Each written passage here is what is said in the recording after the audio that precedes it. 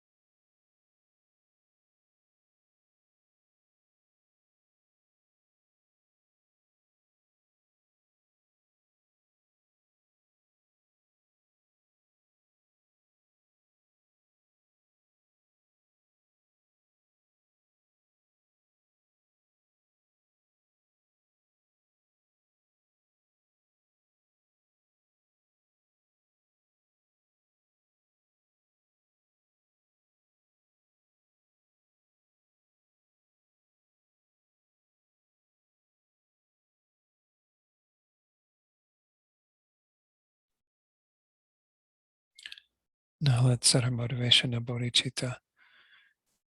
And to do this, we can contemplate the ways that sentient beings are suffering, because we want to generate that compassion that is the root of bodhicitta, the sincere wish to alleviate the suffering of all beings. We have to be very clear about the ways that beings are suffering. And the first one to reflect upon is the more obvious one, but nonetheless one that does motivate us often, is the manifest suffering, sometimes called suffering of pain or even suffering of suffering. So we can quite easily identify as suffering. The physical pain, the mental anguish, all the things that sentient beings have to go through that are unpleasant in nature. But this is only the tip of the iceberg, because sentient beings are also dealing with the suffering of change. The reality that even when they experience something that is pleasurable, something that brings some measure of happiness, it's still unsatisfactory. If it is continued, it will eventually bring about pain. And in and of itself, it doesn't really satisfy. When we have pleasurable experiences, they leave us wanting. We might enjoy the experience at that time, but then we need to recreate it. We cannot sustain it. If we look deeply at these experiences that we call pleasure, we find that they are actually unsatisfactory. They're dukkha, as the Buddha described them in the Sanskrit.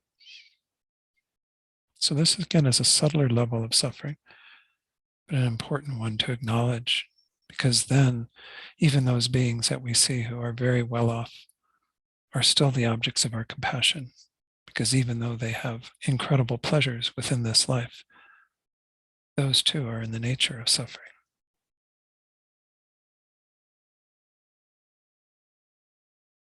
But the way to guarantee that we're going to have a compassion that embraces all beings and that goes to the greatest degree is by thinking about the third type of suffering, pervasive conditioned suffering, or compounding suffering, as Rinpoche often calls it.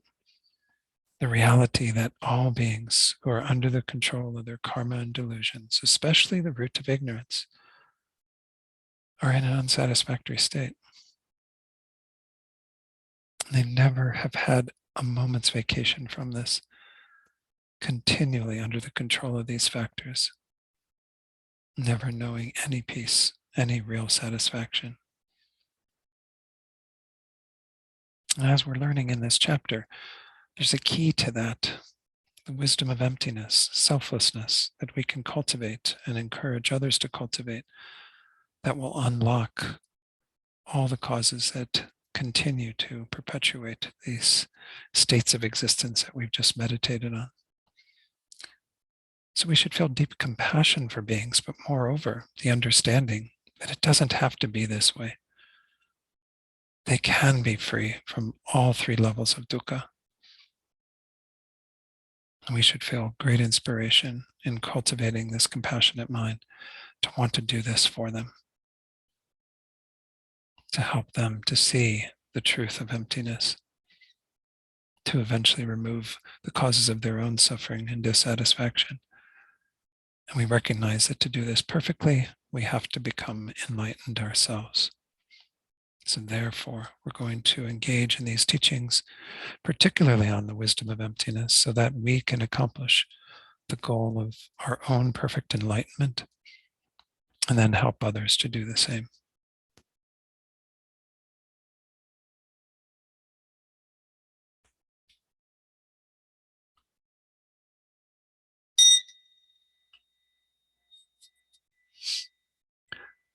Okay, so I don't know if there was anything from the discussion group, but maybe we can hold off on that until the end. Hopefully I'll have a little time at the end. But so we're in this section where we're dealing with some of these ideas of different systems. We were looking at the samkhyas last week, and I don't know that I did it all justice, but I have to almost apologize in advance of tonight, because I'm not sure I'm going to do tonight's talk justice either in parts. But there's some, just really tough parts to this chapter 9, chewing on nuts and bolts or something. It's like really hard work. So I'll do my best, but just know that we're heading into a little bit difficult section coming up tonight too. So this section, let me go ahead and get the slides going and we can get grounded in where we were at. We're going to start from verse 138. We're in the section on explaining selflessness of phenomena, having looked at persons and of course the two truths and a number of other topics in the first part of this Chapter 9 investigation that we completed some months ago. Within explaining selflessness of phenomena, we looked at the selflessness in terms of the four close placements of mindfulness, refuting an argument that the two truths become invalid by way of how we describe emptiness. And then we've gone on to stating the reasons that, let me find the exact full headline here, stating the reasons that establish the lack of true existence. So we're looking at some other reasonings. And the very first one that we got into was the Vajra sliver reason, which is, again, what we're still dealing with. The diamond slivers or the Vajra slivers have to do with, excuse me, refuting production in an inherent way. And if something is produced, it can essentially be produced from itself, from something that is inherently other than it, meaning completely other, unrelatedly other, or it can be produced from both, or it can be produced without any causes. And we've gone through some of the refutations with that. But in the midst of this, we're looking at this whole idea of these permanent causes. We looked at refuting the permanent cause that is Ishvara, and then refuting what the Samkhyas posit as the permanent principle, generating things from a permanent principle, which again is what they call a prakriti, which is this primordial or fundamental principle from which all things arise. We're nearly done with this. We only have like a last little bit of section where we talk about how the faults that they might try to throw back on Prasangika Madhyamaka don't apply to us, because we've gone through this whole idea again of showing how there isn't production from self. This, of course, was the big thing that the Samkhyas put out. They say that there is this general principle from which all these things arise. So in a sense, everything is sort of embedded with that in a sort of latent, non-manifest form, and things arise from it. So in regard to a seed and a sprout, within the seed must be the sprout in a non-manifest form, or according to the Samkhyas, you could never get a sprout from it. And as I mentioned last week towards the end, I think we all do have some sort of sense that there's something inherently within these things that make them what they are. But again, according to Prasangika Madhyamaka, they're all merely imputed, merely designated. There are suitable basis for designating something as a alfalfa seed versus an alfalfa sprout or what have you, and those do have a continuity. One arises from the other. But nonetheless, there's nothing inherently within them that makes it a alfalfa seed or alfalfa sprout or even seed or sprout. The identity is purely coming from the side of the conceptual mind that is designating them as such. So again, everything can be upheld. The entire process of causation can be upheld, but only within nominal existence, not within any sort of inherent existence, because then we run into problems in terms of how things are produced. We're going to do a little bit more on that tonight, because we have another sort of reasoning that is about how things come into existence in terms of the causal process. It's a little related to dependent arising, which we're also going to talk about tonight, but it's a little bit, that's the section that gets to be a little bit harder to work our way through, but we're going to do our best to get through it tonight. So within this refuting the generation from a permanent principle, we went through the actual refutation, or I'm sorry, gave their position. Then we began the actual refutation or repudiating that view. We had the actual part of that. Now we have this section that begins on in the booklets or the text from Gyaltsep, his commentary that Venerable Feder translated, it begins on page 70, that the fault does not apply to the Madhyamika, the middle way. So this is the fault that the Samkhyas are throwing at Prasangika, saying, well, let's talk about your system for a change. And they say, if valid cognizers are not valid cognizers, would that comprehended by them not be false? In other words, if Prasangika puts forward that we have valid cognition, but valid cognition is always deceptive in that it is what is appearing to it appears to be inherently existent and is even misconceived with regard to that. So how do we really have a valid cognizer. And even when they get to comprehending emptiness, which is the lack of inherent existence, isn't that too false? Isn't the whole thing false? Aren't you, Prasangika Madhyamaka, guilty of some kind of putting forward some falsity with regard to minds and objects of knowledge, especially with regard to emptiness? And then they go on to say, in view of that, meditation on emptiness would be incorrect because of that. Because if emptiness is essentially not something that can be known in a sort of a valid way by our minds, we're talking here particularly about our conceptual minds, which is all that most of us have, I'm assuming. All of us are kind of working our way and understanding emptiness through our conceptual analysis, investigation. So we only get to a place where emptiness is appearing to us, but it is appearing to us as well to be inherently existent. And it is misconceived, even though it is the lack of inherent existence, it still can be misconceived to be inherently existent. But emptiness too, of course, is a falsity in that way, but nonetheless, everything that exists lacks inherent existence, emptiness included. So let's look at what Gyaltsab puts forward on page 71. This is the argument being put forward. They say by the realist, but it's by anybody essentially who's holding to some form of inherent existence, true existence, which the Samkhyas do, all these other systems do.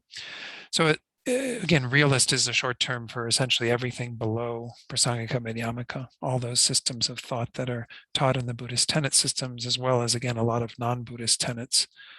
If prime cognition or valid cognition is not ultimately valid cognition, then it is a false prime cognition. And in this case, does not its comprehended object also become a false distorted object, not existing in the way it is comprehended? So again, recall that everything that is known by our conceptual minds is together with a false appearance and is frequently together with a false grasping at that as real, that true existence that appears to that mind. The realists go on to say it follows that it becomes that. This is the case because the comprehending prime cognition is false. For that very reason, because the comprehending prime cognition is false, that which you posit as meditation on emptiness becomes distorted and invalid. So everything involved in a conceptual understanding of emptiness has a falseness to it, in that the mind that is grasping that appears as inherently existent. The object that it's working with appears as inherently existent.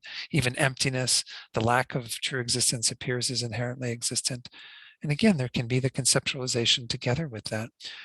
Now, again, recall that when we went through the two truths many moons ago, we talked about how the conventional truths are all posited by a concealer, by an obscured mind. And this is why Prasangika comes back with the reply that they have, saying essentially, yes, you're correct. These valid cognizers of the conventional and even of the ultimate, when they are still conceptual, are together with a falsity. There's nothing wrong with that. There's no problem with that, because they can still be correct with regard to the object that they are apprehending and getting at, even though they are incorrect with regard to this false appearance and even some potential grasping. That's why we can establish things in our world, because we can say that various things exist on the basis of our valid cognition of conventionalities. And so we can, go to that place of totally accepting that, and even accepting it as it's said here with regard to emptiness itself. When we're realizing emptiness in a conceptual framework, we're always going to have that false appearance and potentially even some false grasping at it, which sounds strange, because if we are grasping at, if we are getting at the lack of inherent existence of something, you would think that we wouldn't be grasping at the inherent existence of it. But we have this ignorance very deeply ingrained in us. So in order for it to be removed, it takes another level of valid cognition, the ultimate valid cognizer that posits ultimate truth, which gets at the lack of inherent existence in a direct, non-conceptual way. Once we remove the conceptual framework, then we remove all of that error, and emptiness appears in the way that it actually exists, which is lacking any inherent existence. So let's look at the reply that we get from the Middle Way School, which is verse 139. So let me put that on the screen. without contacting the entity that is imputed, meaning here falsely imputed by the conceptual mind, the absence with respect to that entity, which is that, would not be apprehended. In other words, if we don't kind of acknowledge that there's a falsity going on with how things are appearing and how they are being grasped at by this ignorance, then we can never remove it. That has to be a part of the equation. If for the Prasangika Madhyamika way of looking at things, and again, most of the Buddhist schools have some false way of looking at things, there is something that is being overlaid on reality that is not in accord with reality. If we ever want to know the absence of that, that it doesn't exist, we have to apprehend or get at in some way that false appearance and that false conception or object of false object of that conception. Then it says, therefore, what would be the entity that is false? The absence of the entity that is that would clearly be false. So the idea is that even emptiness, when it appears to the conceptual mind, is false in that it appears to inherently exist. And once more, it can even be grasped at as inherently existent, even though it's the lack of inherent existence. So let's look at, I'm not going to use Gyaltsep Je's commentary. I just found the wording there, especially since, I'm using Ziggy's translation of the text, and this is Ziggy's translation of Abbot Drukpa Gyaltsen, so they're a little more in line. I think I've mentioned that before, but anyway, oops, sorry, need to go back a screen. Response from the Madhyamikas: the subject, objects of knowing, it is very correct for us middle way proponents that the valid cognizer comprehending emptiness is false. In other words, when we have a valid cognition of emptiness that is, again, still conceptual, it is comprehending emptiness with falsity involved, a false appearance, as well as I said, potentially grasping at it as inherently existent. And also that the emptiness posited by that is false. So the valid cognizer is false. The emptiness that is being grasped at is false. Whoops. Get my clicker to work here. Because the ascertainment of the refutation in which the thing that is true existence is refuted by conception is contingent upon the dawning of the object of refutation. I mean, why? The rationale, as I said, is because that has to be ascertained, has to appear to the mind that is going to refute it. You remember that our very first step when it comes to what is often called the fourfold analysis is identifying the object of negation. We have to see this false overlay that we are putting on objects. And as I said, they appear that way as well. We have to understand what that is. Otherwise, we can never remove it. I think I've mentioned this previously, that is actually said to be the most important step of the fourfold analysis. Because if we do that correct, if we actually get at what is this falsity that is being grasped at and that appears to us, then we will have good luck with the rest of it. We'll be able to smooth sailing through the rest of the analysis. But if we haven't identified that correctly, then you're going to have a problem. So the whole rationale for discerning emptiness is to get at this false appearance that is there in regard to the mind that is knowing it, and with regard to the object that is known. That false appearance and the false object that we are grasping at, imputing inherent existence where it doesn't exist at all, is a key part of the middle way view of what's going on for sentient beings and how we actually remove it. Then he goes on to say that follows because without contacting through conception the thing that is imputed true existence, that is, without the dawning of true existence, the lack of true existence in things which are empty of true existence is not apprehended through conception. Our conceptual mind can't get at it without the false appearance arising and being ascertained.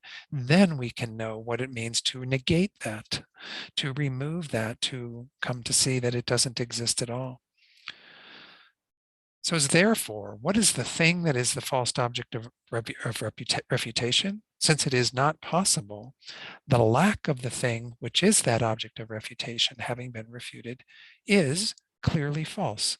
Again, the wording in this is a little strange, so I put a footnote to remind me how one way of wording this that would be. In other words, emptiness is false to that conceptual mind. Why? Because all phenomena lack true existence and yet appear to be truly existent. Until you have the direct realization of emptiness, where you are realizing emptiness non-conceptually through a yogic direct perception, which is when you have the first moment is called the path of seeing, when you have your initial direct realization. At that time, there's no conceptuality involved, and so you don't have a false appearance, because emptiness is all that is known to the mind. Remember, there's this idea of like water poured into water, the object emptiness and the mind knowing it become kind of fused as if they were one. There's no longer any differentiation of subject and object. There's just this experience of this non-conceptual direct perception of emptiness that is life altering. I mean, after that, you are on your way out. They often call the person who's achieved that on the Hinayana path the stream enter. They've entered this stream that takes them out of samsara. But essentially, that is the only time when you don't have this false appearance and are guaranteed to not have that ignorance grasping at that false appearance as true. The appearance of true existence has to dawn to the conceptual mind to then be refuted, because that's how we go about establishing emptiness conceptually. That's the only way we can do it until we get to that place where we have that direct perception. That's what we're all working towards and wanting to accomplish at some point that will begin the process again of getting us out of samsara. Little commentary from my teacher in Italy, Geshe Jampi Gyatso. He says the Madhyamikas respond saying it is correct that the valid cognizer comprehending emptiness is false. So the objection they're putting forward, they're saying, well, no problem. We do agree. It is false. That valid cognizer is false. Emptiness posited by that is false, because the emptiness, that object that is appearing, is still a conceptual framework. It's not the actual emptiness that is known in a direct way on the path of seeing. Because the ascertainment of the refutation in which true existence is refuted by conception depends upon the object of negation dawning to the mind. It's the only way we're going to be able to refute the object of negation is by it being there in a false way and us identifying it as false and then refuting it through all these reasonings we're going through. In other words, in order to refute true existence must appear to the mind. This is because without that thing that is imputed, true existence, being contacted by conception, the lack of true existence cannot be apprehended by conception. I mean, it makes sense if you say, true existence is what we want to refute in the emptiness. So then we have to have true existence in some sort of conceptual idea of what it is, identify that object of negation before we can knock it down, before we can refute it. So again, for the middle way school, it doesn't matter. In fact, it's the only way that it can be accomplished, that you can get to a wisdom realizing emptiness. Then the next slide, therefore, the object of negation must appear to the mind, even though it does not exist. Having eliminated the object of negation, phenomena are seen to not exist truly or inherently. That's the whole goal, is to remove that overlay that we are putting on things, imputing on things falsely. And when we can do that, then we will, again, begin the process of extricating ourselves from samsara and eventually attaining the state of enlightenment. So this is coming up, but I'm going to take you back now to Gyaltsab Je's commentary just to go through a few paragraphs here. So then it says, this is middle of page 71, the example of the earlier ones, without the aspect of the child of a barren woman appearing to the conceptual mind, the aspect of a dying child of a barren woman does not appear. Well, they're both falsities, right? There's no child of a barren woman, because if a woman has been barren her entire life, she could never give birth to a child. And so the child of a barren woman is refuted. But if you refute that, then you can refute the death of a child of a barren woman, or the face of a child of a barren woman, or anything else that is a feature of that. So again, we've talked about that example before. It's often used as another example of a non-existent, just like the horns of a rabbit that we saw last week and that I think we're going to see again this week. The next paragraph, if the emptiness of true existence that lacks the object of negation exists truly, then the appearance of the lack of true existence to the knowing inferential cognition also needs to exist truly. In other words, everything would exist truly. If things actually did exist in the way that they appear, then everything would exist that way, because that's the manner of existence. That's the mode of existence for phenomena, and everything would appear and exist that way. But of course, it's a false appearance. if one looks at this, a collection with only one part negated is impossible. In other words, you couldn't have an inherently existent object that is being known and an empty valid cognizer that is knowing it. It doesn't work that way. I mean, if you have emptiness on one side of the equation, you have emptiness on the other side of the equation. So the valid cognizer is lacking inherent existence, although it appears to be truly existent. And then the object that is known, emptiness, is also lacking inherent existence, even though it will falsely appear to have true existence to the conceptual mind. Again, when we get to direct perception, it's a different story. But to the conceptual mind, this is how it works. Then it says, in this case, true existence should be inexistent, which of course it is not. The emptiness of true existence that has abandoned it is also false and not truly established. So again, they're just reiterating this point that with regard to this false appearance, that Prasangic again has no problem with the valid cognizer appearing to inherently exist as well as being grasped that way, and then the emptiness itself that to the conceptual mind appears to inherently exist and can be grasped that way. Although they appear that way, that is not their mode of existence, and we refute through this process of understanding that object of negation and eventually eliminating it through reasoning and then eventually eliminating it through yogic direct perception. This is how we go about achieving liberation and enlightenment. So again, it's not a problem from the Prasangika point of view. Then it goes on to the next paragraph. This point is shown in the root wisdom. Root wisdom is always the shorthand for Nagarjuna's text, fundamental treatise of the middle way. It says there, in case something slightly non-empty exists, and then I'll show you the quote that goes with that, the rest of the verse. But it essentially says then, without the meaning generality of the lack of true existence appearing to the mind, one does not properly ascertain the lack of true existence, and therefore one needs to be proficient in identifying the object of negation. In fact, this verse 139 is often used as kind of highlighting the importance of identifying that object of negation. But if we don't get at that, we won't have the ability to refute it. So that quote, I'll put the verse on here and show a little commentary from that. I might be sharing more than I need to, but this is again from chapter 13 of Nagarjuna's Fundamental Wisdom. It's 27 chapters in this text, so wonderful text, but it's all on emptiness essentially, but it uses different topics to show the lack of inherent existence.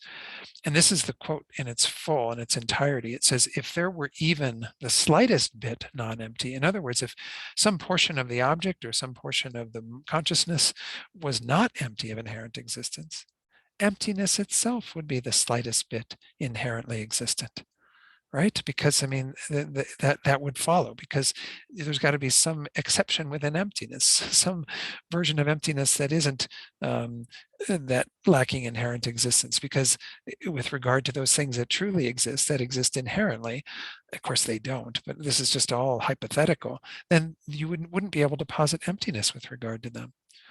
But when there is not even the slightest bit non-empty thing, how could emptiness exist inherently? This is that idea again that when we say things lack inherent existence, it's across the board. It doesn't like say, well, but except emptiness. Emptiness can exist inherently, but everything else can't. It is a determination as to the mode of existence of all phenomena. And therefore, even emptiness cannot exist inherently. So this is the commentary that's translated in Ocean of Reasoning by J. Garfield and Geshe Ngawang Samten from Tsongkhapa. It says, as was explained earlier, the absence of inherent existence of things does not exist inherently, because all things are maintained to be empty. Therefore, it makes no sense to say that the entities that are the basis of emptiness exist essentially, because if emptiness existed inherently, even the slightest bit, then there could be the slightest bit of its basis existing inherently, that is, as non-empty. But since here, emptiness and selflessness are asserted to be the universal characteristics of all phenomena, there is not the slightest thing empty of self. Everything lacks inherent existence, not even an atom, as they often say. then how could emptiness exist inherently? It could not. The antidote, being free from dependence, if it was an independent phenomenon, not a dependent arising like everything else, would be like a sky flower. A sky flower is a flower that arises in the sky from no causes whatsoever. It's a non-existent. Things don't exist that way. They always arise in dependence upon their causes and conditions, flowers, what have you. So it's just essentially saying emptiness would be non-existent if it was, you know, in this context, had some level of being free from dependence, had some sort of independent status. So let's go on to verse 140 now, which begins, well, actually, yeah, that's the next section in Gyaltsep Je's commentary then as well. Due to that, regarding the death of a son in a dream, it's a slightly different example, but here it's still falsity, right? There's a son in a dream that is appearing, but that son dies. The conceptualization thinking he does not exist blocks the conceptualization that he does exist. But that too is false. Both of these are false. Having a son in your dream appear, or a daughter, or a dog, or whatever, and then they die. Well, in the dream, the death negates the existence of it, but they're both falsities because they're both within the context of a dream. Just like within our reality, everything is not existing in the way that it appears. So again, this is the reality that we deal with, and they're using a dream as an example. So let's go to page 71 still, third paragraph from the bottom. For this reason, when, for example, in a dream, one observes the child dying and thinks, now it does not exist anymore, this thought cancels out the thought thinking that it does exist. Just as these two, the dream object of abandonment and the dream antidote, so again, the object of abandonment was the son exists, the child exists, and then the antidote is the death of that child. So essentially, it gets rid of the object that you were holding to in the dream, but they are both within a dream. They're both within a false level of reality. So it is not contradictory for the false antidote to destroy the false object of abandonment, and for the false prime cognition to comprehend the false object of comprehension. So again, we're still talking here once more about the conceptual mind. When we get to the direct perception of emptiness, it is a different story because again, we don't have that falsity involved there. But the object emptiness, as it is known by a conceptual mind, as every one of us are knowing it, with our conceptual mind thinking about emptiness, getting to emptiness through these reasonings and what have you, it is doing so with an overlay of grasping at inherent existence because it also appears that way. Everything that appears to your mind, your conceptual mind, your five senses, everything appears to inherently exist. So we always have that complication and that problem because we tend to grasp at it because that's how things appear. It takes a pretty, strong antidote to finally remove that. And it says, it is not the same for you, you realists or whoever, or enumerators, the Samkhyas, because the enumerators accept all phenomena as truly existent and do not know how to posit a false prime cognition. Again, this is going back at all the other Buddhist schools, of course, that hold to this as well, that think that things inherently exist and that they can, believe in that false appearance. Let's go on to the next section. We're in section 4 now. Let me get on the screen the outline so we stay grounded in that. Whoops, I had one more little bit to add on this from Geshe Jampa Gyatso. For example, in the case of the appearance of the death of a son in a dream, the conceptualization thinking, my son does not exist, blocks the conceptualization thinking, my son exists. However, both the object of abandonment and its antidote are false. And I added in parentheses there, since they occur in a dream, which is said in all the commentaries. This is why they're considered false, is because it's all within a dreamscape. It's not that there is an actual reality to that because it is a dream. Likewise, there is no contradiction that a false object of abandonment is destroyed by a false antidote, and that similarly, a false object of comprehension is comprehended by a false valid cognizer. However, since the Samkhyas assert that all phenomena are truly existent, they do not know how to posit a false valid cognizer. Because of this, they're not similar. They aren't what they're putting forward. Because again, this had to do with the whole fact of kind of us pointing our finger at Samkhyas and saying how they are, dealing with these falsities in terms of how they are positing things and how things come into existence and what have you. Okay, so the next outline 4, summarizing the meaning of generation from no cause. So this is one of our pillars within the diamond slivers reasoning. Due to that, by thorough analysis in this way, I think the cause, of course, have been working to some degree on refuting things arising from themselves, but we're still also, as part of this, refuting that things could arise causelessly. And there was that initial section that had to do with the Sharvakas, I think, who were essentially saying that you can't say that there are causes for things because we see all these myriad phenomena arising in our world that we can't even identify where they come from. So they must come from, a causeless, in a causeless manner.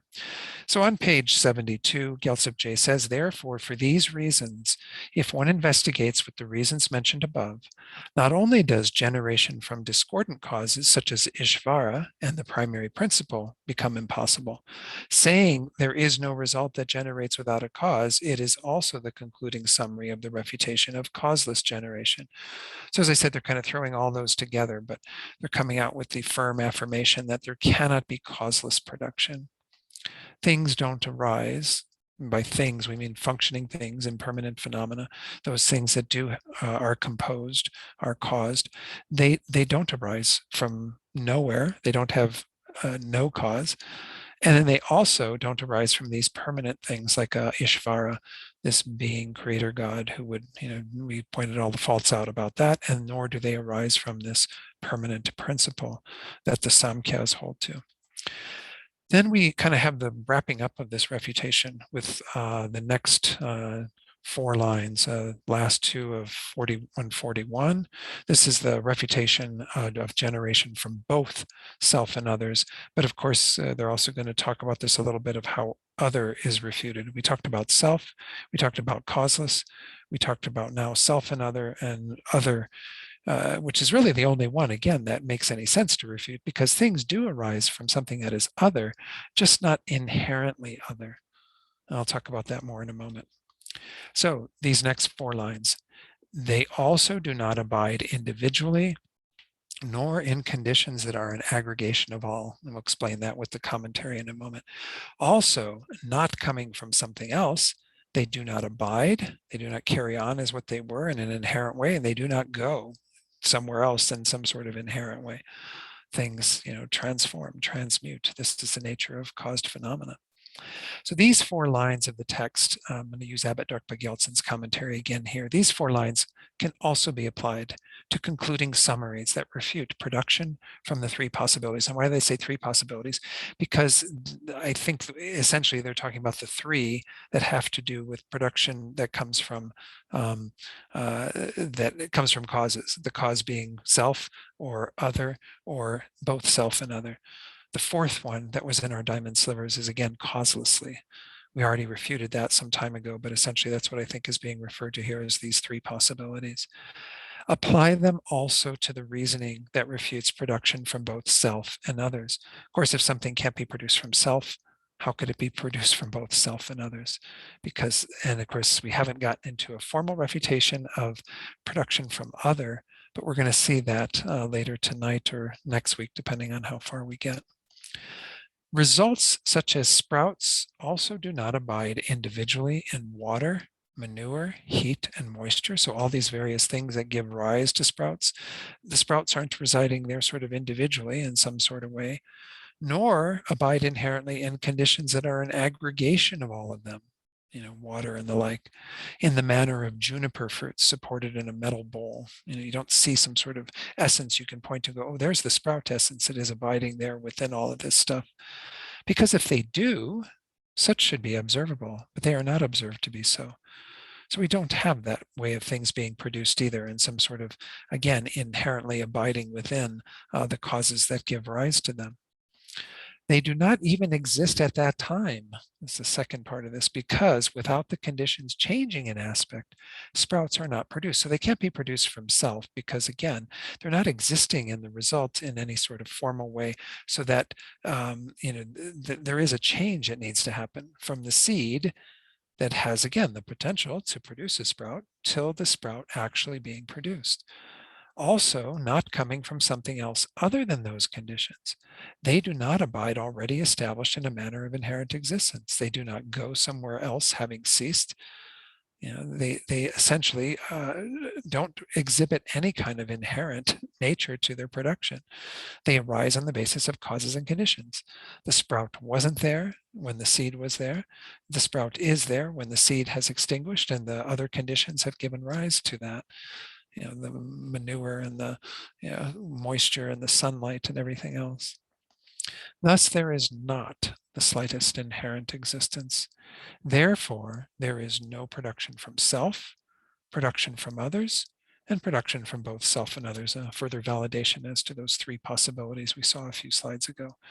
So these are the three that are being refuted more specifically here. As I said, we haven't talked quite as much about production from others, but recall that, again, as I said, we will get into that a little bit with regard to another reasoning coming up after dependent arising. But essentially, when we talk about other, we're talking about something that is inherently other. So if we talk about the seed over here and the sprout over here, when we say inherently other, we mean that they are totally unrelatedly other. That what exists as seed has its inherent existence as seed, which would make it into something that is unchanging, that it cannot possibly even transform into a sprout. And that's the ramifications of something having inherent existence, as we're going to see later tonight.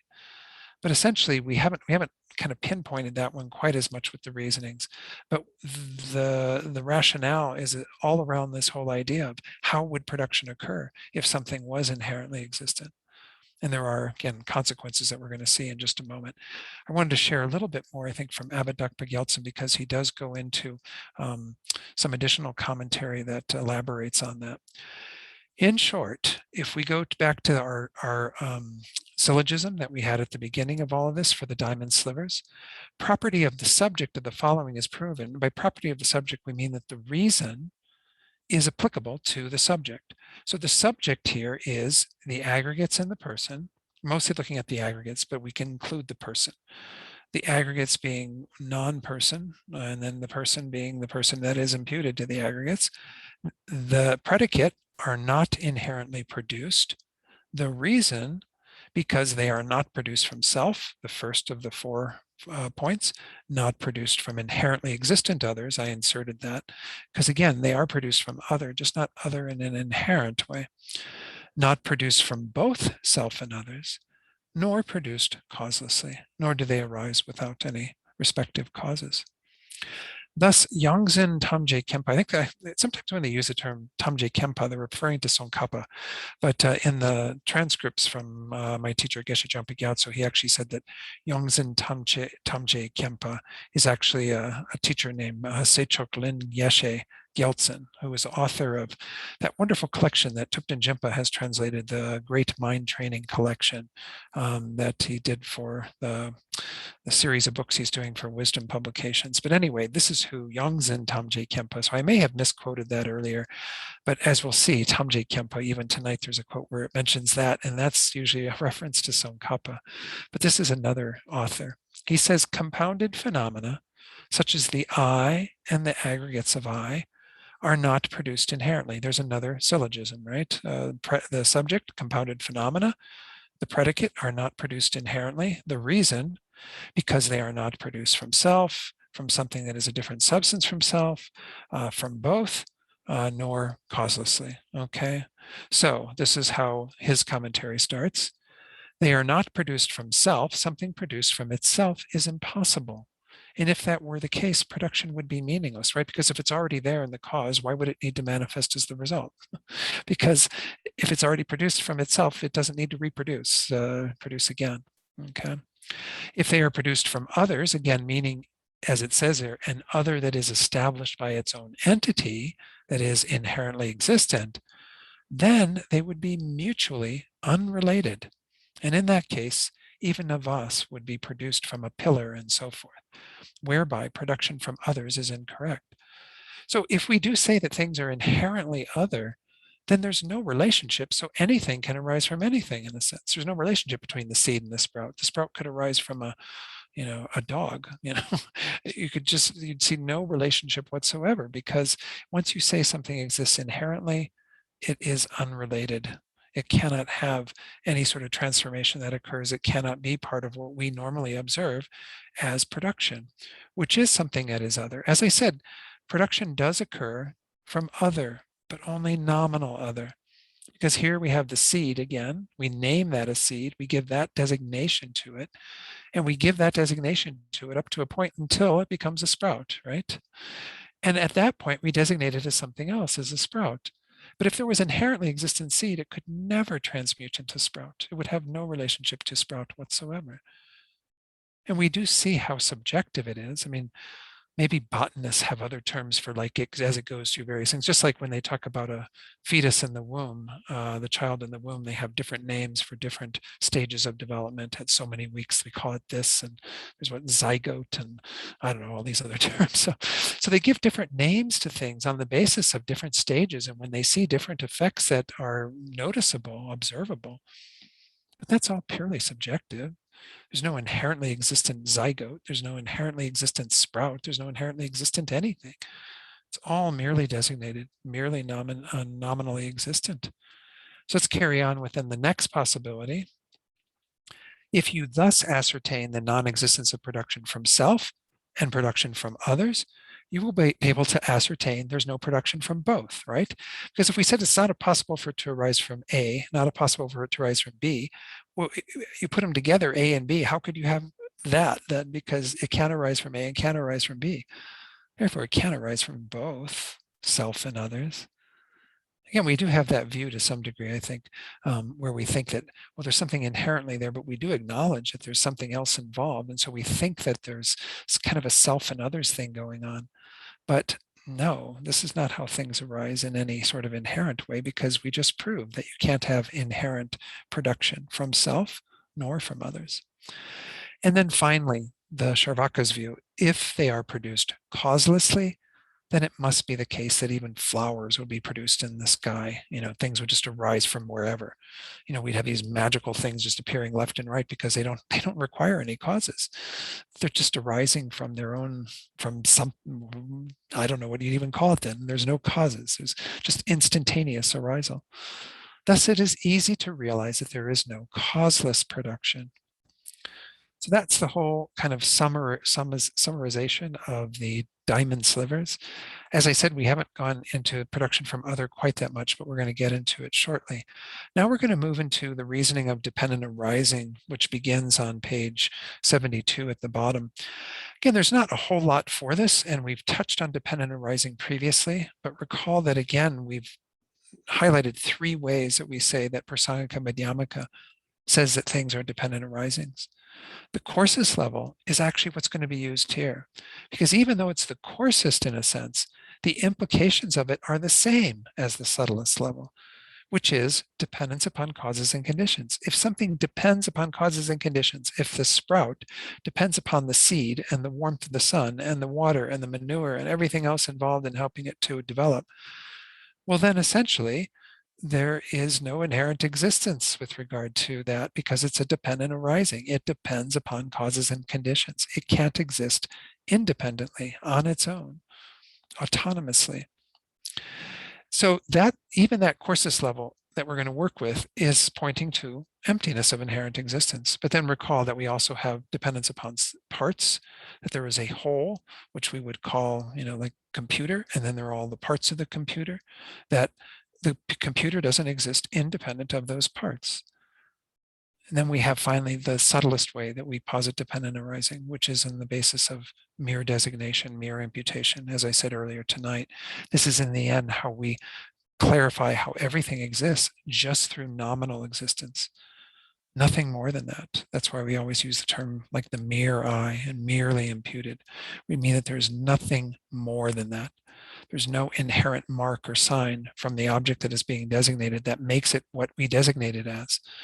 it's 100% coming from the conceptual mind that designates. But again, we're going to get into dependent arising mostly from the point of view of the coarsest form, the dependence upon causes and conditions. So within this, I do have a little bit I want to share as just an introduction. Most of you probably read this in His Holiness's book. Next is the reasoning of dependent origination, which is said to be the king of all reasoning in establishing emptiness of inherent existence. The reason for this epithet of the king or chief of all proofs or reasonings is that all forms of logical argument establishing emptiness must either directly or indirectly be rooted in the idea of dependent origination. Because again, then we're refuting the opposite of that things can have some sort of autonomy. Using dependent origination as a logical basis to establish the emptiness of all things and events confers a unique advantage. Through applying this reasoning, we not only avoid the extreme of absolutism or permanence, eternalism, but also the extreme of nihilism, that things are annihilated in some way through our realizing of emptiness. The idea of dependence in dependent arising or dependent origination negates the permanence, the absolutism, by demonstrating that things and events do not enjoy any independent status. That lack of autonomy precludes the possibility of substantial reality, right? Because if things have a dependence upon factors, as I just pointed out, they cannot have that autonomy. They're dependent arisings. They require other things for their existence. Therefore, they can't exist on their own, inherently, from their own side. Origination, the other word in this two words, however, implies existence and affirms the reality of the relative world, meaning that we can, even in the face of emptiness, sustain the validity of such notions as cause and effect, samsara and nirvana, and so on. So origination means things arise. They do come into existence. They originate, but they originate in a dependent manner, but they're not utterly non-existent. All the various phenomena, the varieties of things, the diverse phenomena arise from their respective factors that they are involved in. Therefore, they're not annihilated in any way. We never fall into that extreme where we think that things don't exist at all. Okay? So the very meaning of the term dependent origination suggests the negation of the extremes then of absolutism, eternalism, and nihilism, this kind of non-existence of things. So verse 142 CD, we just have like 2.5 verses for this section on dependent arising. How does that which is considered to be true by confusion differ from an illusion? So here Gyaltsab Je says on the top of page 73, what difference is there between the object labeled and made true by afflicted ignorance or afflicted delusion, that is ignorance, and an illusion, a dream, reflection, and so forth? They appear as inherently existent while being empty of inherent existence. So he's essentially using something the Buddha used frequently, these analogies, examples of illusion, of things being different than the way that they appear. And other ones are mirages, echoes. Again, reflection was mentioned, a reflection of a face in the mirror. All these various things were used to show, and they're wonderful examples, that things don't always exist in the way that they appear. They appear one way, but they exist in a way that's contrary to that. Then he goes on in verse 143 to talk about this common thing that's, I think we've touched on it before in this course, of the illusory horse and elephant or whatever, that an illusionist at the time in India, I guess, would cast these spells and people would see this horse and elephant appear. And it says there, examine whatever is emanated by an illusionist and whatever is emanated by causes that we see, such as the sprouts and all these various things in our world. Where would they come from, and also where would they go to? Again, there can't be any inherent existence because we see that they arise on the basis of causes and conditions. That's the level of dependent arising, as I said, that we're talking about here. We don't have to go to a place of nominal existence to talk about this, because it's the implication of things arising in that manner. Because if they depend upon causes and conditions, they cannot have autonomy. So here on page 73, the second paragraph, if the illusory horse and elephant conjured by the magician and the functionalities conjured by causes and conditions, again, such as sprouts and computers and whatever, were to exist truly, Then, when they are generated, they should come from somewhere else. And when they cease, they should go somewhere else, right? Because they have an inherent entity. If they had that inherent entity, it would be coming from that inherent entity and manifesting in that, and it would be going on as that inherent entity. But these things are all changing, right? The sprout doesn't stay as a sprout. It changes then into the sapling or whatever is the next step, and then becomes, the tree or the bush or whatever, continues on its growth. All these various things in the world that are just like these illusions. They have their respective causes and conditions, and they don't come from some sort of inherent place and go on as some sort of inherent object. They have a transitory nature to them that is on the basis of their respective causes and conditions. Middle of that same paragraph, in this case, it should be analyzed where they come from and where they go to. Because they do not possess inherent coming or going, take the subject, the person and the aggregates. They lack inherent existence. That's the predicate. Why? The reason? Because they are dependent arising, like a reflection of form. Now, everything that depends upon causes and conditions cannot exist on its own. It can't have its own nature that is established from its own side. Yeah. So this is interesting. I always find this point really, maybe I'm belaboring things, but all of the lower schools of Buddhism adhere to dependent arising at this level. I think it's only the Svatantrika Madhyamaka that include the second level of parts. None of them go to the level of nominal existence, that things are there simply through designation, imputation by a conceptual mind. But the implications of the first level are that things can only exist nominally. They cannot exist inherently. But the lower schools can't get around that. They can't, they keep adhering to it as inherent causes and conditions that give rise to inherent results, which of course, when we analyze, is an impossibility. Something that is an inherent cause cannot become an inherent result, because those two things would, again, be utterly unrelated. There'd be no process of change, nothing that could ever occur, because something that is inherently existent would have that identity from its own side and not be subject to any other factors, because it's independent, doesn't have any other things that affect it, any other factors, I guess is the right word, that would influence it in some way. Let's go back then to the text and do the next verse, which is the final verse on dependent arising. Whatever results seen due to proximity to their causes, but not if they are absent, right? So if the seed is just sitting there on the counter, nobody's ever put it in the ground with the dirt and the moisture, and the nutrients and the sun and everything else that's involved in getting it to the result to come out of the sprout, are fabrications similar to reflections. All these things, when seen due to proximity, there's a fabrication. They're similar to reflections. They arise on the basis of their causes and conditions. So how would they be truly existent? If things are dependent arising, dependent upon their causes and conditions, they cannot exist truly. They cannot exist inherently. So all the lower schools, again, all these realists from the other Buddhist schools, aren't taking it to that logical conclusion.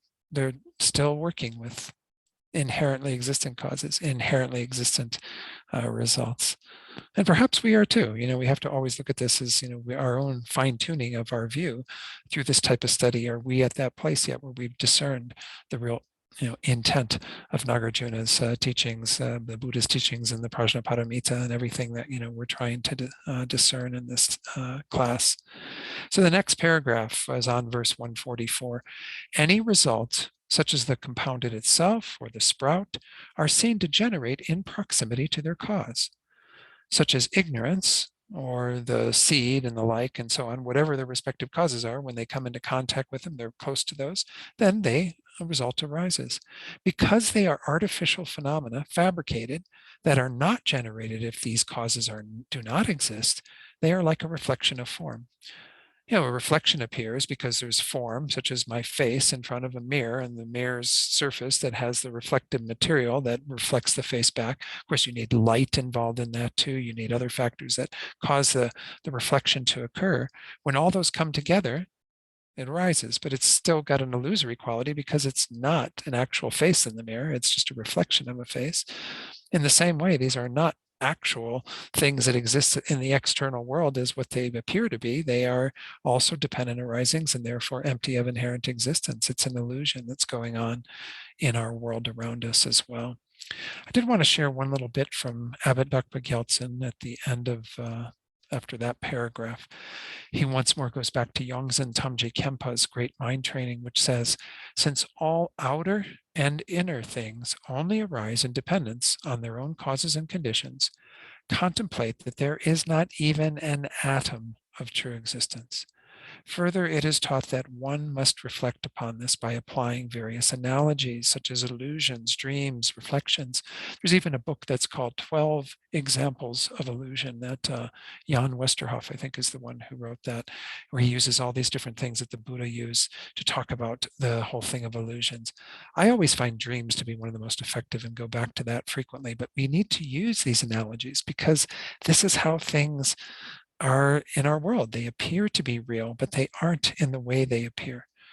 Again, it doesn't mean that you should walk out in front of a truck because it's not real in the way that it appears.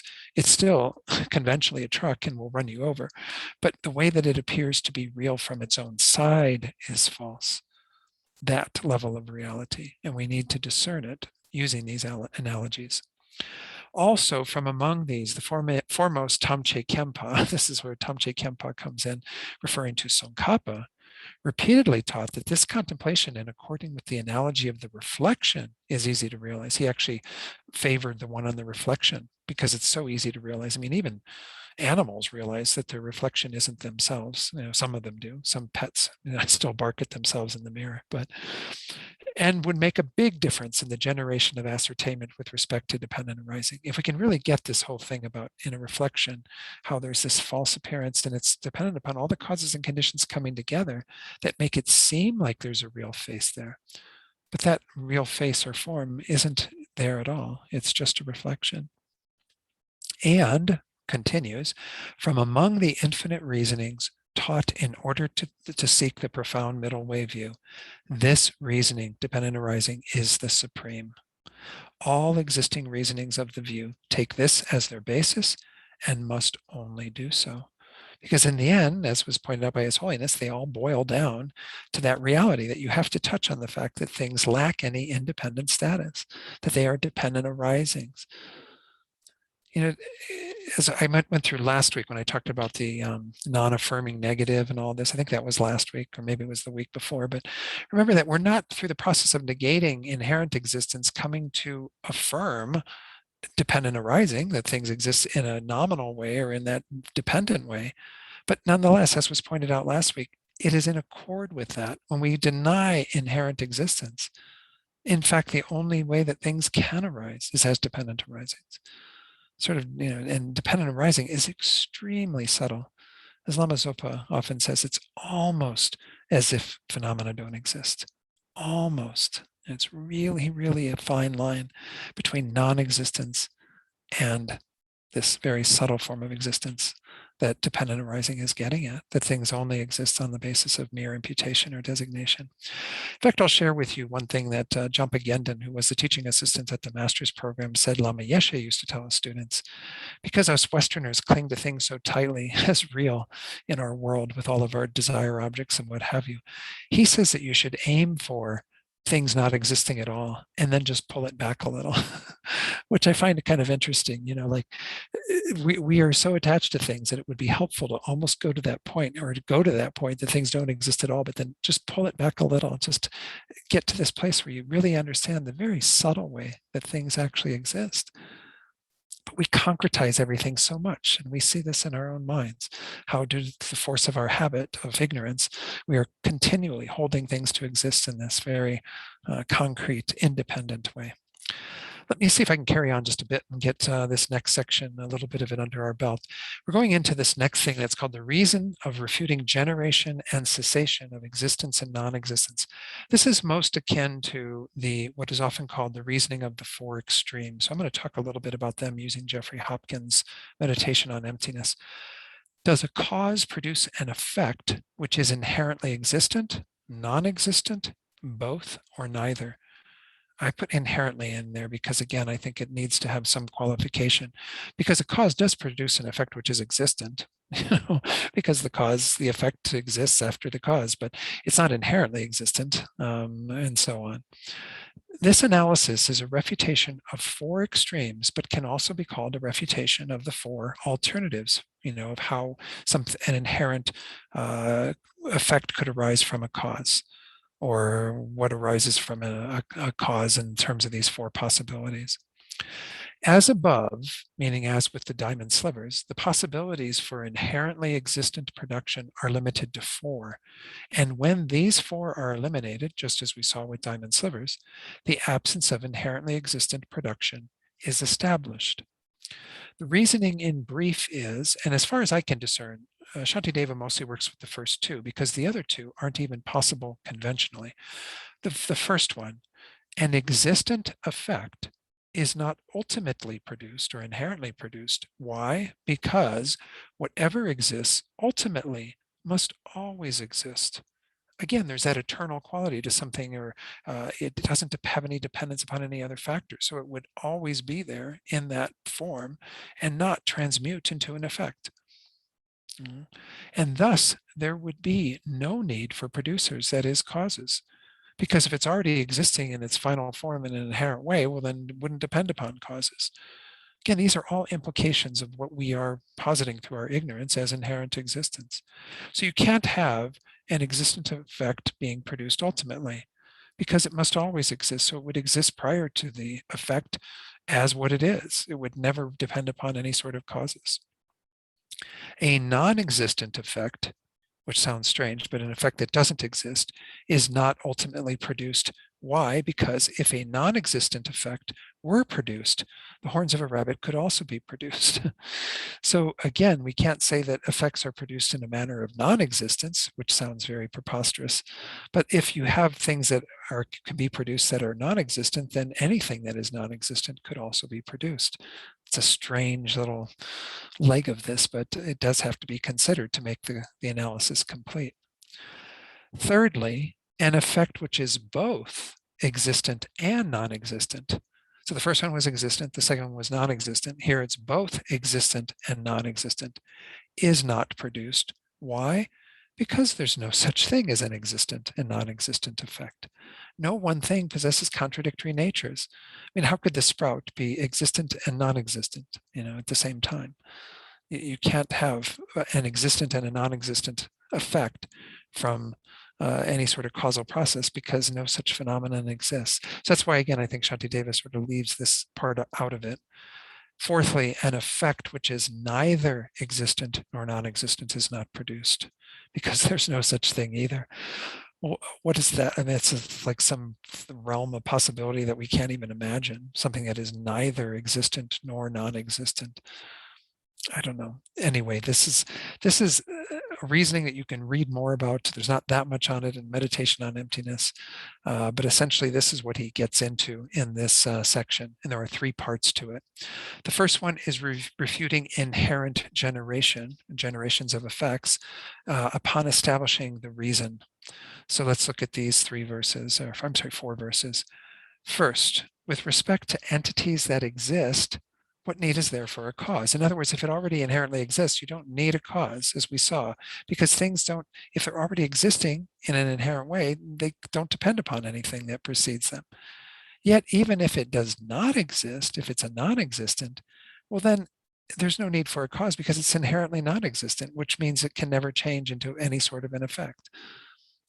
This is getting into the realm of like kind of weird language because we start talking about existence and non-existence, things and non-things. I think some other language was like entities and non-entities. But we're talking about, again, if it's an existent, well, then it's already existing inherently. It wouldn't have anything that preceded it. If it's a non-existent that is existing inherently, well, then it doesn't depend upon anything at all to come into existence because it's a non-existent. Causes become kind of moot in the case of something that it's an inherent non-existent. I don't know. This is the section that I said we're going to kind of struggle through this. I might drown a few times, but anyway, I'm going to do this. Actually, I just realized now I'm going to do that with some other commentaries, because here too I found Venerable Fedor is as good as the translation is, I'm sure. I just found the wording to be a little bit better in the Brilliant Torch, Minyak Kunsung Sonams, and then I'm going to pop between here and a few other places as we go through this. Verse 145 that we just read, if something existed inherently, what would be the need for a cause to produce it, right? If it's already there in an inherent way, it doesn't depend upon anything prior to it. It would be the same thing. It would have the same continuity because it exists from its own side in that static manner. An inherently existent thing does not need to be produced by a cause. And even if it did, it could not be so produced, which is kind of weird to say it doesn't need to be produced by it. Even if it did, well, what does that mean? It could not be so produced because production doesn't happen inherently. You can't get an inherent result out of a cause because there is no inherently existent, effect whatsoever.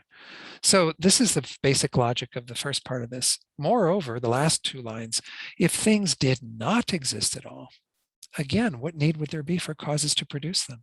Because something that does not exist at all cannot be produced by a cause. And it's pretty simple ideas in some way, but it just starts to bend your mind a little bit. But the non-existent can't depend upon a cause because it doesn't exist. It's very, again, kind of basic, but we have to look at these possibilities to see how are things arising. What is that thing that is produced? Is it produced in an inherent way as an inherent result? Is it a non-existent? And how would that be produced? Obviously, it doesn't depend upon anything else. Anyway, the next two lines of 146, even by billions of causes, a non-entity is not transformed. No matter how many causes you assemble, something that is a non-entity, a non-thing, a non-existent, cannot be transformed. It cannot come into existence if it's a non-existent. Let's look at what Brilliant Torch says here. One might think that while it is true that something inherently existent does not need to be created, why would something non-existent not need a cause to produce it? And there is, again, we're going to get into the clarification of this. There is a way that we could say at the time of the seed, the sprout is non-existent, right? We have a non-existence of the sprout at the time of the seed. And Prasangika, in the conventional way of working with that, doesn't have a problem with that.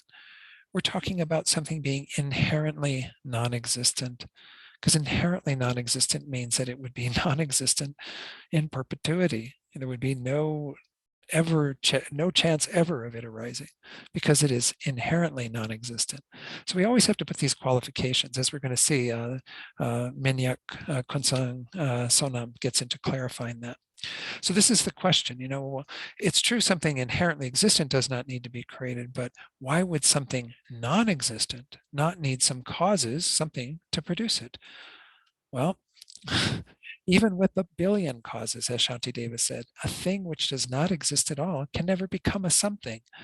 Such a non-existent thing is like the horn of a rabbit. It cannot possibly be produced by causes and conditions, and therefore cannot be turned into anything by anyone, because its nature is as non-existent. That is its inherent nature. It will always have that nature.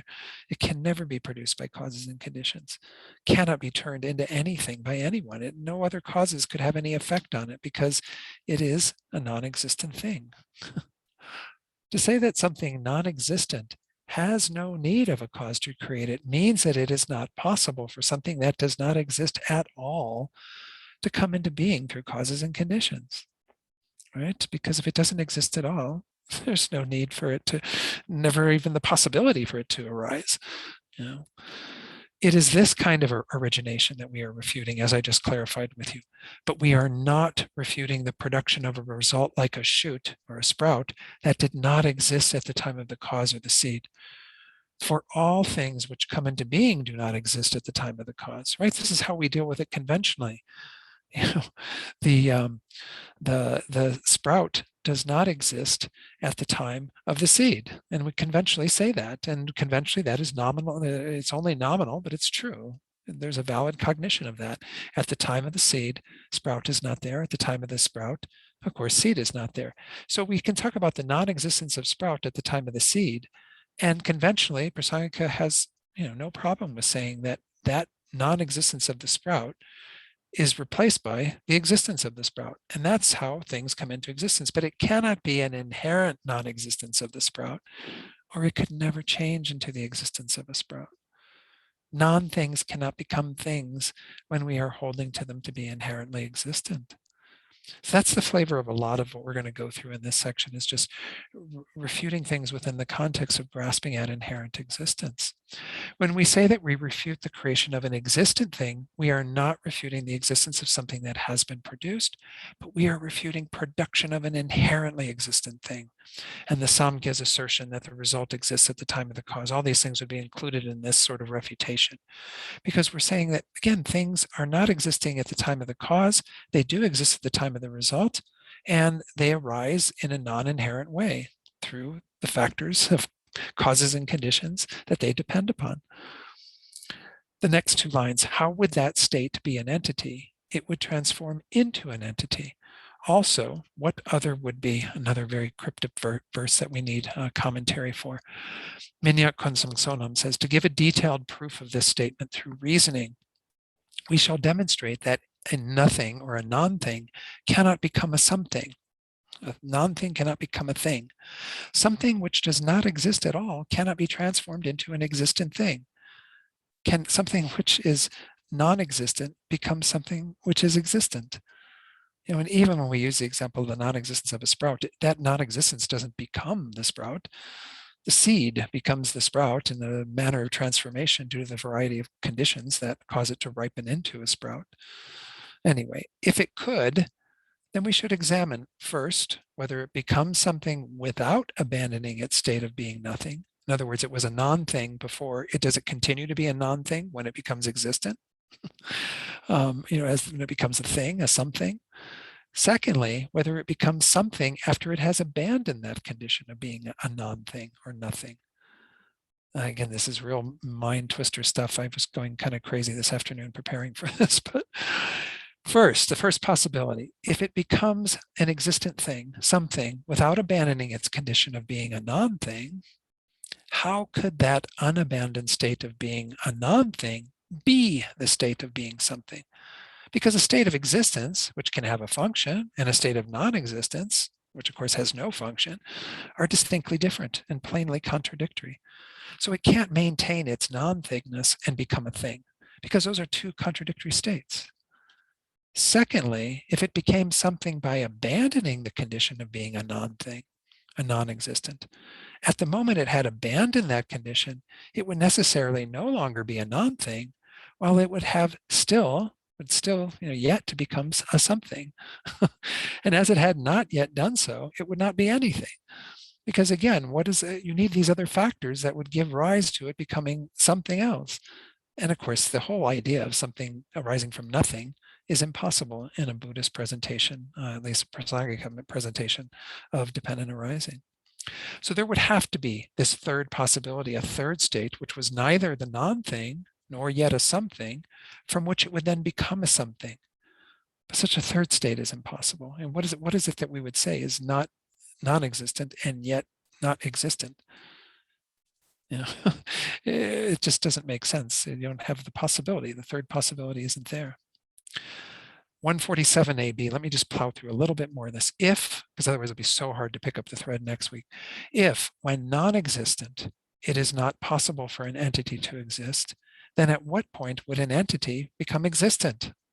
Okay, so that's explained a little. I think the best explanation was actually using Stephen Batchelor's translation that I hope some of you have been referring to as you go through this as well, because he puts it in text format rather than in verse, his translation of these verses.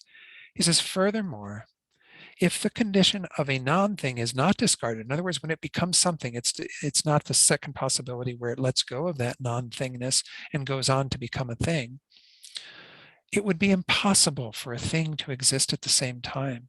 Because again, that would be contradictory for something to have now be arising as a thing at the same time when the condition of non-thing is not discarded. So I'm sorry, this is not the second possibility. I thought it was the first possibility. If the condition of a non-thing is not discarded, if you don't let go of it being a non-thing, how could it be a thing at the same time? Because those are contradictory. And in which case, when could a thing ever come to exist? Because, the maintaining its non-thingness would preclude it becoming a thing. Then the next two, last two lines of the verse 147 and the first two of 148. Without an entity becoming produced, it would not become free from being a non-entity. So you have to have an existent arising for the non-entity to be left behind and discarded.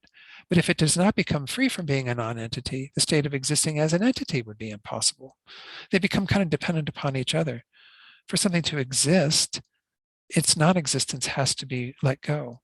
And for the non-existence, you have to have the freedom from the non-existence for the existence to ensue. Anyway, I'll read the commentary, which gives a little bit better idea than what I just said. Also, Stephen Batchelor says, a further consideration should be made in the case of a non-thing becoming a thing upon having first discarded the condition of a non-thing. So this is that second possibility. If it lets go of the non-thing, well, then what else is ensued in here? Without actually becoming a thing, an existent thing, a non-thing, a non-existent cannot be separated from the state of a non-thing, right? Because once the thing exists, the non-thing doesn't exist, right? Its thingness has to be there for the non-thingness to be refuted. And if it has not become separated from this state, it is impossible for an existent thing to arise. If it continues to be a non-thing, how can thing be there?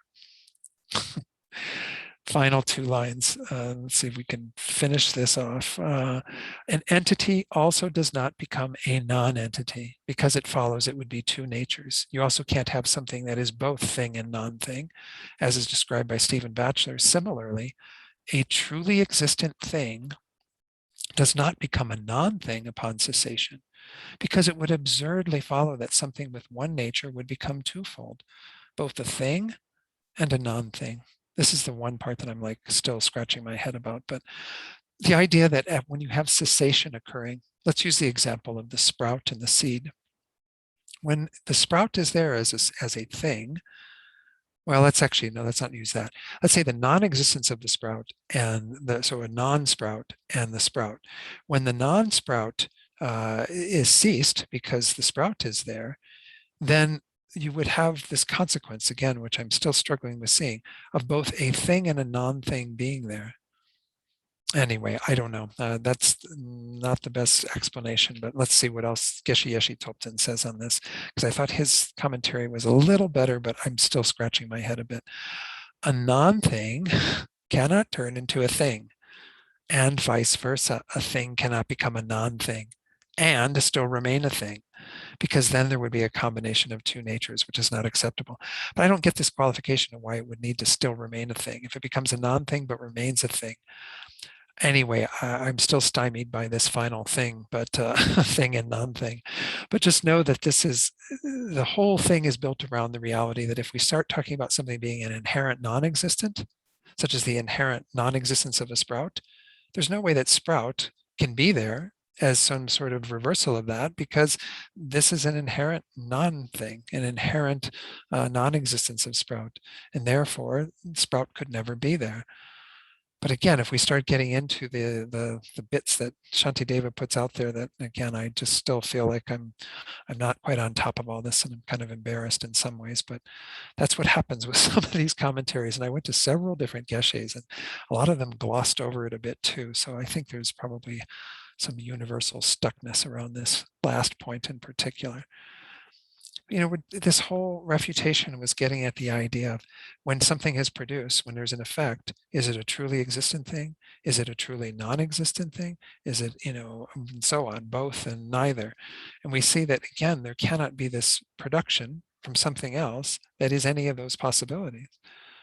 Instead, as we saw with the reasoning of dependent arising, things are merely designated as that effect arising from their merely designated causes. And this is how everything just plays out, and it's perfectly fine. As I said, you might read that little chapter in Meditation on Emptiness on this, the four extremes, all four of them. It's pages 151. It's only, I don't know, 5 or 6 pages, even 4 pages, 1 to 154. But those are according to the sources I have, that's the reference to that, which is another one of the reasonings that Prasanga Madhyamaka uses. It's not like my favorite reasoning. It's not one that is used by a lot of people in our tradition. The more common ones, again, are the freedom from one and many, or same and different, which are essentially the 4-point, which gets expanded into the 5-fold reasoning and the 7-fold reasoning that I presented to you earlier. And then, of course, the reasoning of dependent arising, and then the reasoning of production from the 4 extremes, which would be the diamond slivers reasoning, which talks about production from self, other, both self and other, and causelessly. This one is not presented so frequently. There is an allusion to, they allude to the Nagarjuna's text, and I think the 20th chapter, I think, is where there is a verse that pertains to this. But essentially, again, it's not so commonly used. But any questions on that? I know there might be a question in the chat box that I haven't looked at. No, Richard put a nice little, there it is, the text. Okay, good. Yeah, I see a question, a hand up from Philip. Please, go ahead. Sure, I just wanted to, I'll speak for all of us. Thank you for all of the work you put into this. This is so dense and opaque and such a slog. And we are really appreciative. I've come to, in retrospect, understand why Pema Chodron left chapter 9 out of her book. Yes, I found that rather clever of her too. When I got to the end of chapter 8 and I go, what? There's no chapter 9? And of course, you look at chapter 9 through this type of study and you recognize that, yeah, it's like a life's work, I think, to discern so much of this. And as I said, I mean, I don't have like tons of commentaries, but I have enough that I was like looking at, and even some of the ones that FPMT has from various geshes who've taught this. And as I said, they all seem to gloss over it. Maybe I'll share the one little bit that had to do with that verse in particular, that you can see, that he didn't really answer the question in my estimation. And I'm not putting anybody down by saying that. I just think that it's a very dense section. So that last 2 lines, a thing does not become a non-thing because it would follow as being in 2 natures. He just says it is impossible that a non-functioning thing, a non-thing, can change into a thing. A thing can change into a non-thing. Something can be half a thing and half a non-thing. And then the fourth, a non-functioning thing such as emptiness, or a non-existent thing such as the horns of a rabbit, cannot arise due to causes and conditions. Well, I understand all of those kind of individually and agree with them. But then it says, he goes right on and says, in the solid syllogism, taking as a subject a sprout, it follows that it was not inherently produced because it is a dependent arising. And he goes like off into a whole nother tangent. He doesn't ever come back to this idea of 2 natures, which I had just a really hard time getting to. It's like, well, why do they say that there's 2 natures there? And I couldn't get my head around it today. Just couldn't grok it. So if any of you grok it, which I'm sure you have greater potential than me, perhaps, but if you do kind of discern what you think was being said there, bring it to next class and I'll be happy to hear it. All right, any other comments on things tonight or questions? Yes, May? I also want to echo what Philip said. I mean, about, helping to make this somewhat understandable, because I am still stuck on diamond slivers on those reasonings. And I was thinking about the production from other, where they're refuting the Buddhist realist schools of Vaibhashika and Sautantrika. And I'm thinking, if I'm them and I'm saying that, in my view, things can be reduced to partless particles, and let's say partless particles are possible. And so I'm saying things are reduced to partless particles, and from them I can get tables and chairs and people and computers. So are they, for them, do they think that the partless particles and the table are inherently other? I would think they would, yeah. They would say that also? Yeah, because again, they would still hold that those partless particles, or whatever particles, if they, don't adhere to partless particles, that they still have their inherent existence. They exist as what they are from their own side. Because again, they don't take it to the conclusion that Prasangika does, that because there is transformation, because there is an accumulation of these various particles and interactions with other particles and the development of these physical things in our world, that shows that there is no inherently existent table nor inherently existent particles that are built up into the table. They still are clinging to that needing to be there. And again, they appear that way. Things appear to have their own existence. They are held that way by our ignorance. You have to kind of really start to question things to get to where Prasangika Madhyamaka is going with all of it, to really say, well, what is there in terms of inherent status to or identity to any of the things that we interact with, and ourselves included, and emptiness included. I mean, all the phenomena that exist lacking inherent existence. But But I would I say feel, yes, yeah. but I feel like sometimes like looking, I feel like Prasangika or those other philosophers are imposing their definitions of what it means to be inherently existent on Vaibhashika and Sautrantika, because they're not, for them, inherently, partless particles can interact, can become something else, and that's okay for them. It works, it Sure. functions. And they wouldn't have a problem. Again, at that first level of dependent arising, they would still say things arise in dependence upon causes and conditions, but that doesn't make them lacking inherent existence.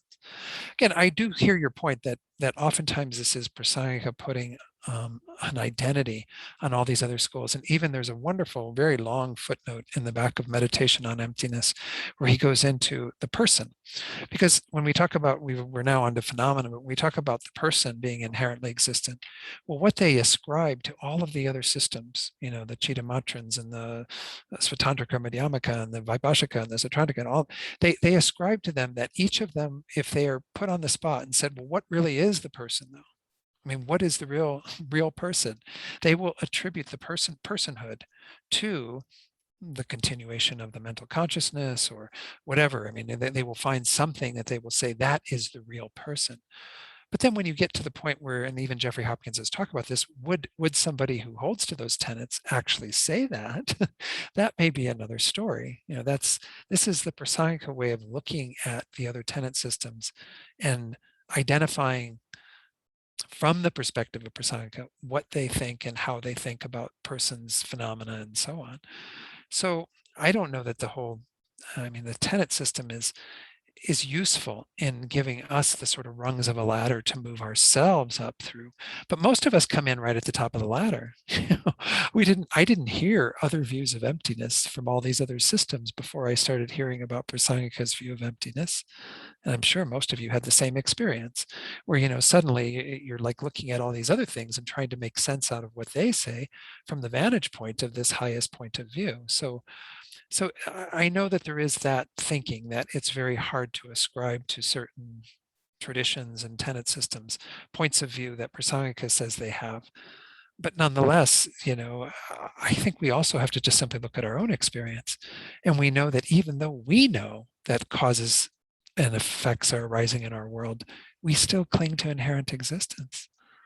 If that was all it took, was seeing that if you planted seeds in your garden, you'd get a vegetable garden at the end of summer, well, then we'd all be enlightened by now, right?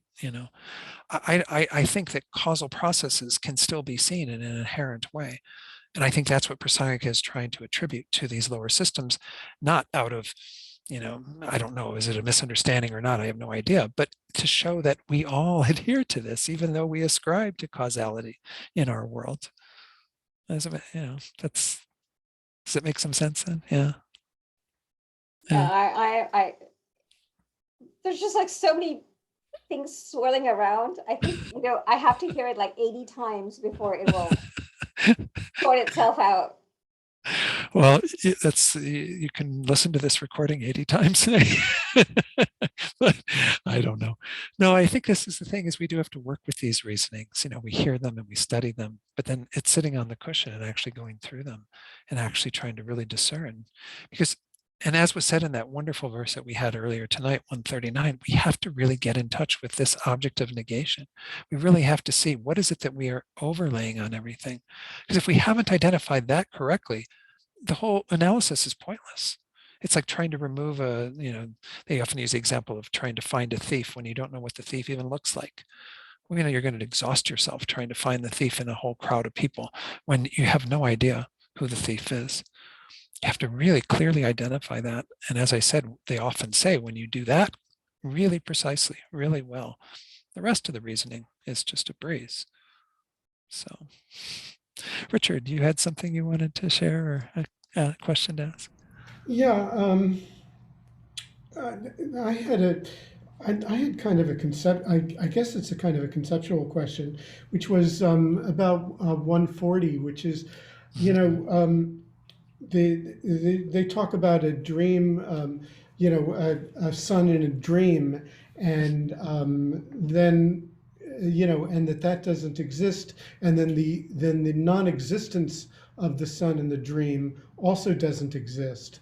But there's one heck of a difference between the existence in a dream of a child and then the non-existence of a dream, the non-existence of the child in a dream, and the existence of a child, of a child, say my child, and then the non-existence of my child. And the distinction between those two levels of comprehension and reality aren't, to my mind at least, trivial. They're Sure. pretty substantial. One is a death, and the other is a dream.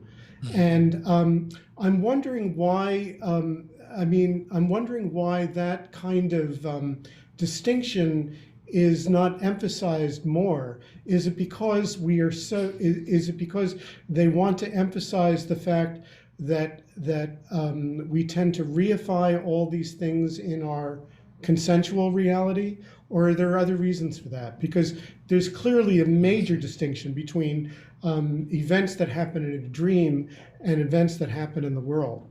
Sure. And I don't know if I can clarify that much more for you, because I think when they use this example and when a dream is used frequently as an example, they're not in any way trying to trivialize the waking experience that we have and the import of those things, because that's, again, within the concept of dependent arising, all of that is embraced wholeheartedly. That's why karma and all the other things that are taught that are conventional topics are in no way negated or lessened in importance by way of understanding emptiness. In fact, when you understand emptiness, you embrace karma even more wholeheartedly, because you get that things arise on the basis of their causes and conditions and so on. And so you don't neglect that. So I don't know that there's much more to say other than that this is a common example. And in this case, it was not emphasized in any of the commentaries or even in Shantideva himself in terms of the difference of reality between the death of a child in a dream versus the death of a child in real life, as we call it. That these are obviously two very different things.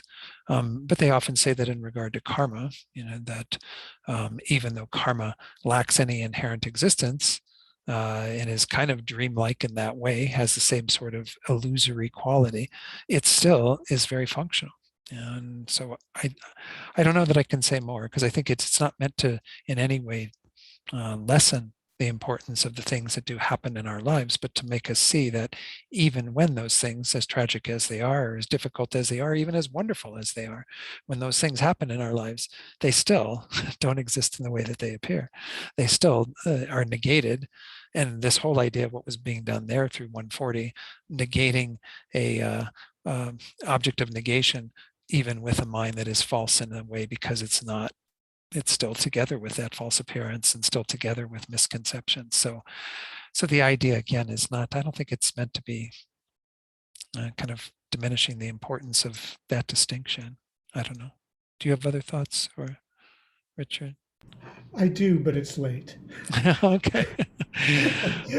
All right. The only other thing I wanted to share with you is that I couldn't help thinking during the last part of Dr. Seuss's Cat in the Hat and Thing 1 and Thing 2. But was there non-thing 1 and non-thing 2? I'll have to go back. The quantum cat in the hat. Schrodinger's cat in the hat. Yeah, anyway. Well, I realize that we didn't quite finish up the commentary, that we'll start with that next time at the very bottom of page 74. And then I'm still feeling, very confident that we will make it through chapter 9 and the next class and a half, maybe, or even class and a quarter or something. And then we'll be able to recite chapter 10 in our final class on November 29th, I think it'll be our final class of this whole course. So sorry for keeping you all here late. Let's do just our prayers very quickly, beginning with the normal dedication prayers that we do. Due to the merits of these virtuous actions, may I quickly attain the state of a Guru Buddha and lead all living beings without exception into that enlightened state. May the supreme jewel bodhicitta that has not arisen arise and grow, and may that which has arisen not diminish but increase more and more. And then for our teachers, let's just have these thoughts of dedication, dedicating for the good health and long lives of all of our precious teachers, so that we and others will never be parted from them in all of our lives.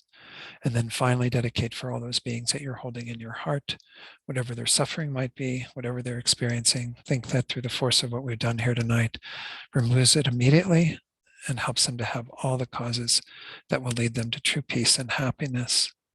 And may this be so for all beings through what we have done here tonight.